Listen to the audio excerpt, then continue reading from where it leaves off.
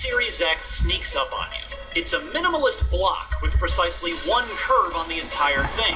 And when you turn it on, the dashboard looks almost identical to the one that Xbox One gamers have been using for years. Even the power button makes the same beeps, and the packed-in controller is barely changed. It's not until you fire up a game and are launched into smooth, native 4K amazingly quickly that the Series X justifies spending $500 to upgrade. This console makes few compromises, and even though there's no killer app out of the box that immediately screams, "This is next gen," after just a short while with it, going back to even an Xbox One X would be agonizing.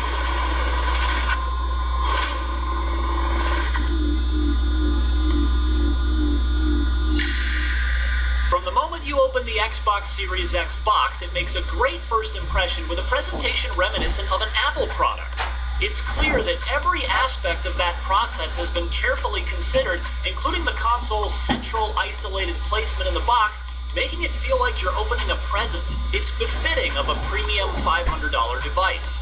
That customer-first thinking continues with an easy initial setup when you plug the Series X in and turn it on.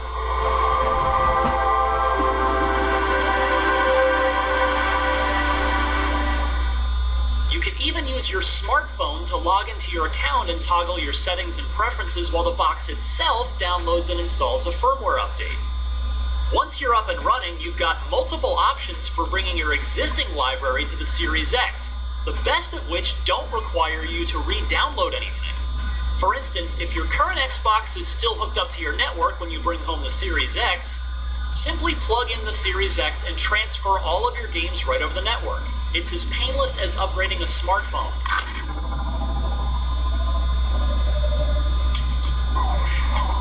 Let's talk about the console design itself.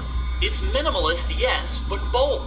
To my eye, it's easily the best in Xbox history, when it's standing vertically at least. On its side, it looks like a giant misplaced Lego piece, and you can't remove the round vertical stand. But when stood tall, it's big enough to confidently tower in your entertainment center, while compact and subtle enough that it doesn't dominate it. The top of the Series X is something of an industrial designer's magic trick. The concave ventilation screen gives an appealing look of both depth and premium quality when viewed at eye level or higher, and the green coloring on the inside half of those ventilation holes pops with a much-needed accent that makes the inside of the Series X appear to be illuminated even when it's turned off. On the front, you have the power button, a single USB 3.2 port, a 4K Blu-ray drive with an eject button, and a controller pairing button. On the back, there's an HDMI 2.1 out, two more USB ports, the power plug, an Ethernet port, and the internal storage expansion slot. Rest in peace, HDMI in and optical ports. I know those weren't the Xbox One's most popular features, but I'll miss them. I won't miss noise, however, because there really isn't any. Kudos to Microsoft's engineers for making the Series X almost inaudibly quiet. Even playing games in 4K at 60 frames per second, this stoic ebony obelisk barely whispers. We measured just 40 decibels while playing Dirt 5, which sounds great next to 60 decibels for the same game on the Xbox One X. In the thermal department, the Series X also does very well. It's a bit cooler than the Xbox One X, registering at 42.5 degrees Celsius in Dirt 5 versus 56 degrees in the same game on the One X.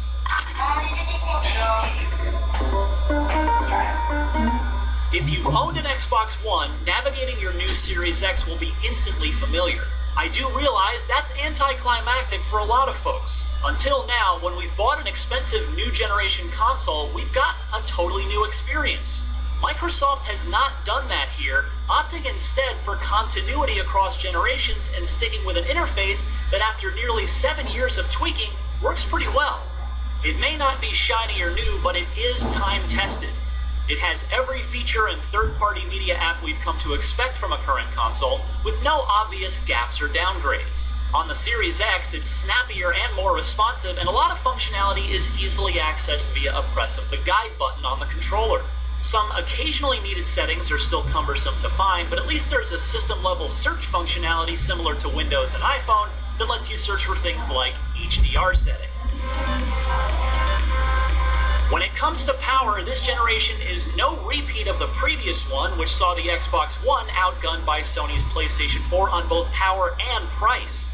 This time, the Xbox Series X's main selling point is that it has 12.1 teraflops of computational power on tap for games to play with. It's not a perfect measurement of speed, but on paper, that's twice as powerful as the Xbox One X and about 20% better than the PlayStation 5, for the same $499 price that Sony's charging. In practice, that means 4K 60 frames per second experiences are positioned to be the new normal, and that boost in frame rate is a very noticeable upgrade from the 4K 30 treatments common on the Xbox One X and the upscaled or checkerboarded 4K 30 we usually see on the PS4 Pro.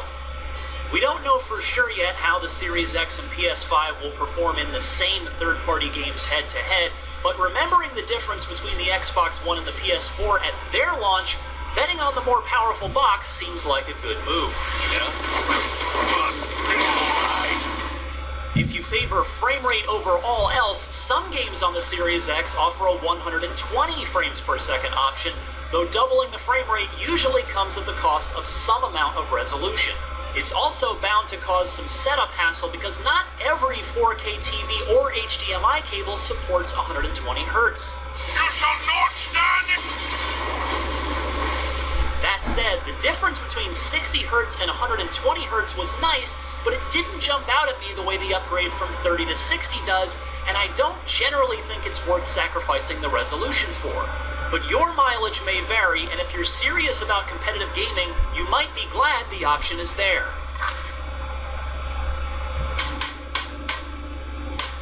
The Series X's superstar feature is its 1TB NVMe SSD drive. Games played from there, new and old alike, show tremendously impressive loading time improvements. The SSD affects absolutely everything on this console in an utterly life-changing way. When you consider all the hours we've wasted staring at loading screens this past generation, this is arguably a bigger leap forward for console gaming than 4K.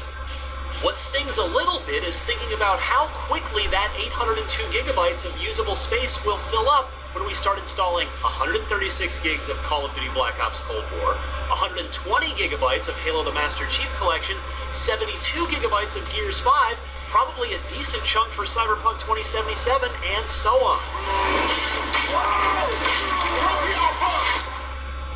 Especially when you're looking at $220 for a 1TB expansion card that matches the SSD's performance, those numbers are very scary. But again, Xbox One generation games will run in their unenhanced form from a regular USB 3.0 drive, so you can reserve all of the internal space for the games that need it. Speaking of speed, Quick Resume is the Series X's other omnipresent feature that I now wonder how I ever lived without. Being able to instantly pick up where you left off in any of your several most recently played games is an absolutely fantastic quality of life feature. It only takes about 5 to 10 seconds to go from selecting a game off of your list to actually playing exactly where you left off. There's no need to go back through the splash screens, the main menu, or even load to a recent checkpoint. Much more than any previous console, the Series X makes me feel like it's ready to be picked up and played at a moment's notice, and that makes me want to use it more often. A hidden cost savings of the Series X is that you can expect just about any Xbox One peripherals that you own that aren't named Kinect to seamlessly pair with the Series X. The new controllers are only slightly revised, and older Xbox One controllers, as well as the pricey Elites, are still rock solid. So if you like your existing controller, you can bring it with you.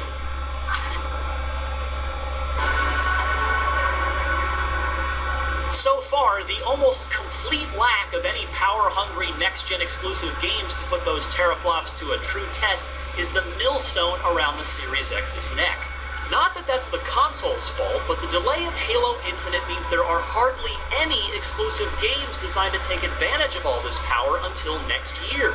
And even then, Microsoft's decision to support consoles all the way back to the launch Xbox One for the next 1 to 2 years means its exclusives probably won't do anything we haven't seen before from a technological standpoint. They'll just look prettier and/or run smoother on the Series X.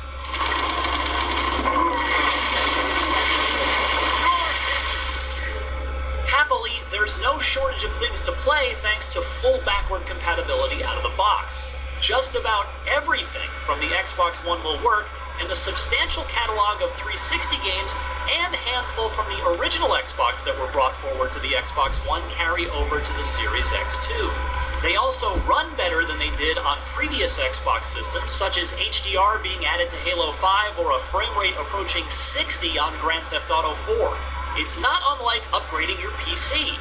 In some cases, the games benefit from smart delivery, Microsoft's platform-level system that encourages developers to push you the best version of their game based on which Xbox it's being played on. So if you buy Assassin's Creed Valhalla for Xbox One now, but then get a Series X as a gift in December, your progress will carry over seamlessly and your console will download any new tech or textures it needs in order to give you the optimized for Series X edition of Ubisoft's new RPG. Speaking of new games, a console is only as good as the games you can play on it, and the Series X is lacking in that department in its early days, which is also not unusual in a console's early launch window.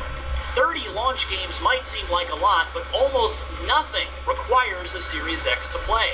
In fact, a number of those games are upgraded Xbox One games from as far back as 2018, such as Forza Horizon 4 and Gears 5. Of course, just because the launch lineup is almost entirely cross-gen doesn't mean it's bad. There's a healthy variety of genres represented here, and all 30 have been officially optimized for the new console, but very little of what's available in the launch window screams, "You've got to see this on Series X right now!" Even the much-maligned Xbox One launch had technologically impressive next-generation exclusives like Forza Motorsport 5, Dead Rising 3, and Rise: Son of Rome.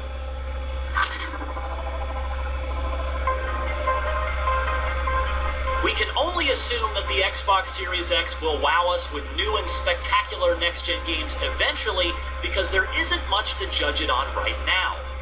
But in the meantime, no matter what current games you throw at it, your loading times will be drastically cut, your frame rates will be smoother, and your resolutions will be higher. This bold and minimalistically designed box is quiet, compact for both the power it packs and especially how it compares to the PS5, capable and loaded with convenience features like instantly resuming and cycling between any of your recently played games. Compared directly to the PlayStation 5 specs, it flat out gives you more power for the same price. It's going to be a joy to see what developers actually do with it in the coming years.